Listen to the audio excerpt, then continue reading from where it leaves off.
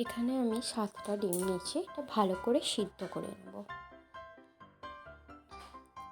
এখানে সিদ্ধ হয়ে গেছে, আমি ভালো করে ছাড়িয়ে নিয়েছি, এগুলো রেখে দেব। এখানে আলু কেটে নিয়েছি বড় বড় করে।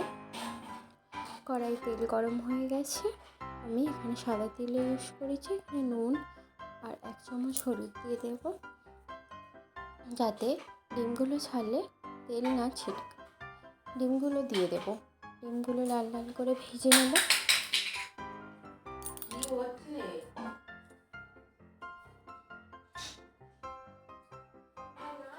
ভালো করে নেড়ে ছেড়ে ভাজবো।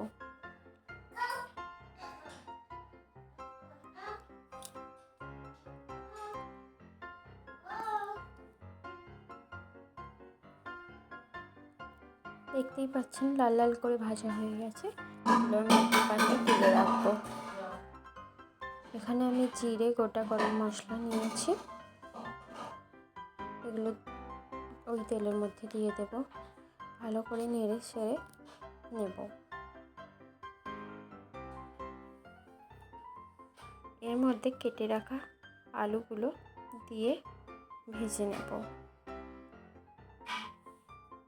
লাল লাল করে ভাজা হয়ে গেছে, এর মধ্যে কুচানো পেঁয়াজ, আমি 2টো পেঁয়াজ নিয়েছি, ভালো করে ভেজে নেব, ব্রাউন করে ভাজবো। দেখতেই পাচ্ছেন ব্রাউন করে ভাজা হয়ে গেছে। এবার আদা রসুনের পেস্ট দিয়ে দেবো, ভালো করে ভেজে নেব যাতে গন্ধ না থাকে।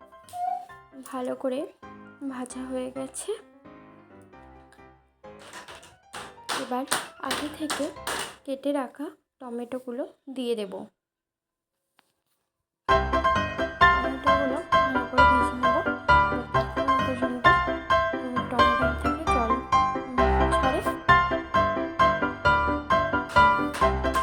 দেখতেই পাচ্ছেন ভালো করে ভাজা হয়ে গেছে। এর মধ্যে আমি 1 চা চামচ হলুদ গুঁড়ো, 1 চা চামচ লঙ্কার গুঁড়ো দিয়ে দেব।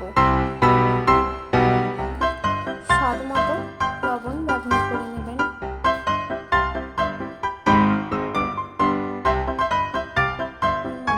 জল পরিমাণ মতো জল দেব, ভালো করে নেড়ে ফুটিয়ে নেব।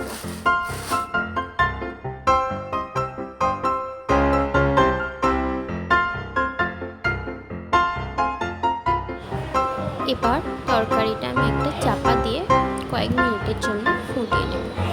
কয়েক মিনিট পর চাপা খুলে দেখব আলু সিদ্ধ হয়েছে কিনা। দেখতেই পাচ্ছেন আলু ভালো করে সিদ্ধ হয়ে গেছে। এর মধ্যে আগে থেকে ভেজে রাখা ডিমগুলো দিয়ে দেব।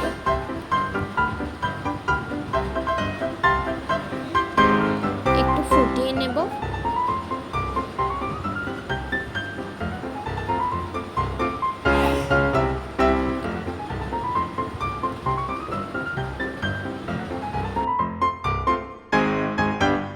দেখতেই পাচ্ছেন ফুটে গেছে, আমি এবার গ্যাসের ফ্লেম অফ করে দেব।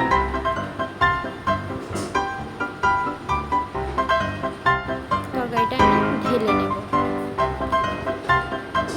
এবার রুটি বা ভাতের সঙ্গে পরিবেশন করুন আর খেয়ে বলুন, বাহ কি স্বাদ।